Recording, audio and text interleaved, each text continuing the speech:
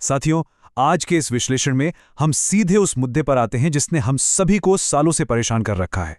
ये एक ऐसी एक्सप्लोसिव रिपोर्ट का एनालिसिस है जो सीधे एनटीपीसी मैनेजमेंट और मिनिस्ट्री ऑफ पावर से सवाल करती है। पिछले 19 साल से जो पे पैरिटी के नाम पर धोखा हुआ है ना, आज उसे पूरी तरह डिकोड करेंगे। आखिर ये इतना बड़ा आउटरीच बिल्डअप क्यों हुआ और इस डॉक्यूमेंट की कोर डिमांड्स क्या हैं? चलिए शुरू करते हैं। और शुरुआत होती है इस एक नंबर से 19। सोचिए, ये कोई छोटा मोटा आंकड़ा नहीं है। 19 लंबे साल। रिपोर्ट हाईलाइट करती है कि इतने सालों से एनटीपीसी एग्जीक्यूटिव्स को उनकी बेसिक प्रोफेशनल डिग्निटी तक नहीं मिली है, जबकि बाकी महारत्ना कंपनीज के लोग आगे निकल गए। ये पूरा का पूरा सिस्टम इस मैसिव इनजस्टिस पर इतने सालों से टोटली खामोश क्यों बैठा है? यही सबसे बड़ा सवाल है। तो चलिए सीधे फाइनेंशियल रियलिटी पर आते हैं। बात हो रही है लगातार हर महीने होने वाले 36,800 रुपए के डायरेक्ट नुकसान की। डेटा बिल्कुल क्रिस्टल क्लियर है और ऑनेस्टली थोड़ा शॉकिंग भी। एक तरफ एनटीपीसी का E3 एग्जीक्यूटिव है जिसका ब्रैकेट शुरू होता है 60,000 से और जाता है 1,80,000 तक, लेकिन वहीं सेम लेवल पर ओएनजीसी और सीआईएल में ये ब्रैकेट 80,000 से शुरू होता है। सीधा सीधा हर महीने 36,800 रुपए का मैसिव कैप। काम एग्जैक्टली सेम लेवल का, रिस्पॉन्सिबिलिटी उतनी ही, लेकिन कॉम्पनसेशन में जमीन आसमान का अंतर। डॉक्यूमेंट इस चीज को अग्रेसिवली पॉइंट आउट करता है।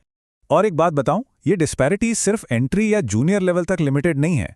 रिपोर्ट दिखाती है कि चाहे E5 हो या E7 जैसी सीनियर पोजीशंस, ये 36,800 रुपए का गैप वैसे का वैसा ही बना रहता है। इन अनक्लब्ड पे स्केल्स की वजह से एक एग्जीक्यूटिव अपने पूरे करियर में क्यूमुलेटिव बेसिस पर करोड़ों रुपए का नुकसान उठाता है।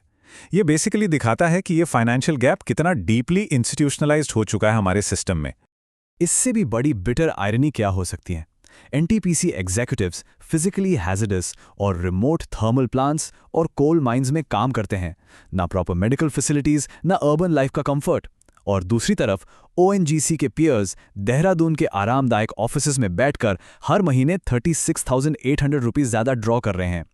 इस डॉक्यूमेंट के हिसाब से मॉरल ग्राउंड पर यह कंप्लीटली अनजस्टिफाइड और अनफेयर है। अब आते हैं हिस्ट्री के एक और डार्क चैप्टर पर। 2012 का वो बड़ा डिजाइनिंग स्कैम जिसे ऑफिशियली CHRC 710 के नाम से जाना जाता है। ये अपने आप में एक बहुत बड़ा मजाक था। जरा ध्यान दीजिएगा, डेप्यूटी मैनेजर का टाइटल बदलकर मैनेजर तो कर दिया गया, लेकिन सैलरी इंक्रीज एग्जैक्ट 0। एक सिंगल रुपया भी नहीं बढ़ा। सोर्स मटेरियल इसे क्लियरली एक डेजिग्नेशन स्कैम और सिर्फ एक पैसिफायर बुलाता है। उस वक्त बस डोर पर नेम प्लेट बदल दी गई और लोगों ने उसे चुपचाप एक्सेप्ट भी कर लिया। लेकिन आज यही चीज इस पूरे रिजेंटमेंट की सबसे बड़ी वजह बन चुकी है। ह्यूमिलिएशन का एक और लेवल देखिए जो रिपोर्ट में क्लियरली मेंशन्ड है। NALCO जो एक नवरत्न कंपनी है, ध्यान दीजिएगा, महारत्ना भी नहीं है, वो अपने एग्जीक्यूटिव्स को एनटीपीसी के मुकाबले 2 ग्रेड्स हायर पे करती है। देश की सबसे बड़ी पावर कंपनी होने का आखिर क्या फायदा अगर बेस कॉम्पेंसेशन के मामले में ही हम इतना पिछड़ गए हैं? मैनेजमेंट का वो जो प्रेस्टीज वाला आर्ग्यूमेंट होता है ना, वो यहां आकर पूरी तरह से कोलैप्स हो जाता है। और हमारी सीनियर E6 और E7 कलीग्स के लिए तो रिपोर्ट इसे लिटरली एक इंस्टीट्यूशनल धोखा बताती है। सोचिए, 30 साल से ज्यादा की सर्विस, अनमैच्ड ऑपरेशनल एक्सीलेंस और उसके बाद भी इन अनक्लब्ड पे स्केल्स के कारण ये highly experienced leaders PSP board selections के लिए इनएलिजिबल हो जाते हैं। एक तरह से सिस्टम उनके आगे बढ़ने के रास्ते पर परमानेंटली एक फुल स्टॉप लगा देता है।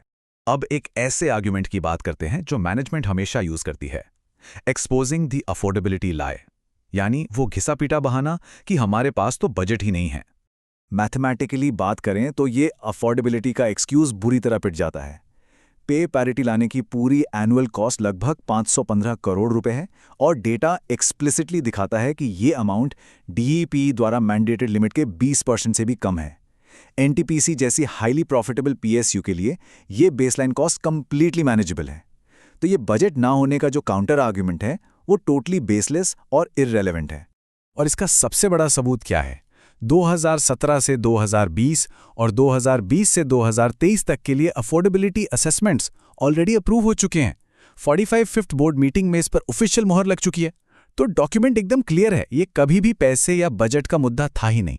ये सीधे तौर पर प्रायोरिटीज, इंटेंट और एग्जीक्यूटिव्स की बेसिक रिस्पेक्ट का इशू है। तो अब आगे क्या? अगला मुद्दा फ्यूचर को लेकर एक सीरियस वार्निंग देता है। 2027 का फोर्थ पीआरसी डिजास्टर। सोर्स इसे एसेंशियली एक टिकिंग टाइम बॉम्ब की तरह डिस्क्राइब कर रहा है। रिपोर्ट एक लूमिंग टैलेंट क्राइसिस की तरफ हेवीली पॉइंट आउट करती है। 2027 तक करीब 3000 रिटायरमेंट्स होने वाले हैं। अगर 1 जनवरी 2027 को फोर्थ पीआरसी लागू हो जाता है और ये पैरिटी फिक्स नहीं होती, तो सोचिए क्या होगा। ये जो आज 36,800 का गैप है, ये परमानेंटली बढ़कर 1 लाख रुपए महीने के ऊपर चला जाएगा। एक बार ये परमानेंट डैमेज हो गया तो इंडस्ट्री का बेस्ट नया टैलेंट एनटीपीसी आने के बजाय नेचुरली सेल या बीपीसीएल को ही चुनेगा।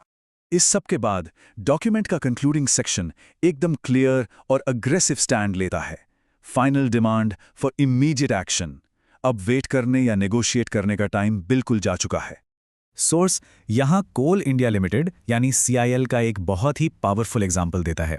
23 अगस्त 2023 को उनकी 457th बोर्ड मीटिंग में CIL पैरिटी कंप्लीटली अप्रूव हो गई थी। जब वहां के एग्जीक्यूटिव्स ने एकजुट होकर आवाज उठाई तो उनको उनका हक मिला। ये क्लियर कट प्रूफ है कि पैरिटी प्रैक्टिकली अचीवेबल है और बिल्कुल इसी तरह NTPC में भी डायरेक्टली लागू की जा सकती है। इसीलिए रिपोर्ट में एक बहुत ही मिलिटेंटली अग्रेसिव रोड मैप दिया गया है जिसे स्ट्रिक्टली फॉलो करना होगा। स्टेप 1, अगली ही मीटिंग में डायरेक्ट बोर्ड अप्रूवल लिया जाए। स्टेप 2, अगर मैनेजमेंट थोड़ा भी हेजिटेट करती है तो मुद्दे को सीधे मिनिस्ट्री ऑफ पावर में एस्केलेट करना। और स्टेप 3, फाइनल रेजोल्यूशन के लिए एक प्रेसिडेंशियल डायरेक्टिव इशू करवाना। इन 3 स्टेप्स को डॉक्यूमेंट पूरी तरह से नॉन निगोशिएबल मानता है। एग्जीक्यूटिव्स के लिए कॉल टू एक्शन बहुत क्लियर कट है। अब वक्त आ गया है एक आवाज में बोलने का। अपने एम्प्लॉय एसोसिएशंस को तुरंत इन्वॉल्व कीजिए और बोर्ड एक्शन एग्रेसिवली डिमांड कीजिए। रिपोर्ट एक्सप्लिसिटली कहती है कि अगर मैनेजमेंट अब भी कान बंद करके बैठी रहती है तो इस नेशनल लेवल PSU इशू को सीधे पब्लिक और पार्लियामेंट तक ले जाने की पूरी तैयारी रखनी पड़ेगी। अंत में ये पूरा विश्लेषण हम सभी के सामने एक बहुत बड़ा सवाल खड़ा करता है। क्या अगले 19 साल और इस इंडिग्निटी को पैसिवली सहना मंजूर है, या फिर फोर्थ पीआरसी के मैसिव परमानेंट डैमेज से पहले एकजुट होकर अपना हक और अपनी डिग्निटी वापस लेने का वक्त आ गया है? सोचने और चुप बैठने का वक्त अब ऑफिशियली खत्म हो चुका है। इस एक्सप्लेनर के लिए बस इतना ही। जुड़े रहिए ऐसे ही डीप फैक्ट्स और ग्राउंड रियलिटीज के लिए।